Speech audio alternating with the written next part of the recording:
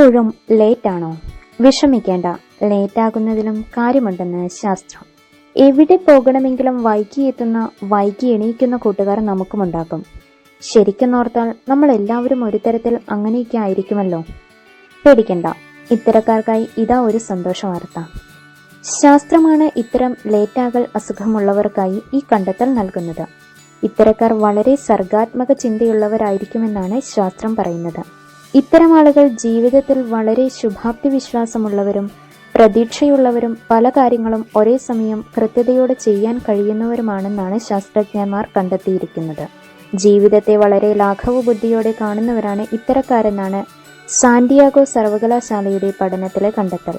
ഇത്തരക്കാർക്ക് സാധാരണയാളുകൾ കാണുന്നതിനേക്കാൾ വിശാലമായും വിപുലമായുള്ള കാഴ്ചപ്പാടുണ്ടാകുമെന്നും പഠനങ്ങൾ തെളിയിക്കുന്നു. തലച്ചോറിന്റെ സ്വഭാവത്തിലുള്ള പ്രശ്നം കൊണ്ടാണ് പലരും വൈകുന്നതെന്നും കണ്ടെത്തിയ സംഘങ്ങളുണ്ട്.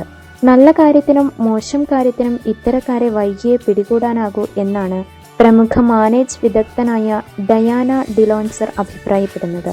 ചുരുക്കത്തിൽ പറഞ്ഞു വരുന്നത് എന്തെന്നാൽ, നിങ്ങൾ വൈകുന്നത് നിങ്ങളുടെ പ്രശ്നം മൂലമല്ല, അത് മാനസികവും വ്യക്തിത്വവുമായി ബന്ധപ്പെട്ട് കിടക്കുന്ന കാര്യങ്ങൾ മൂലമാണ്. മാത്രമല്ല, അത് നമ്മളിൽ കൂടുതൽ സർഗാത്മക വളർത്തുമെങ്കിൽ കുറച്ച് വൈകിയാലെന്താ അല്ലേ?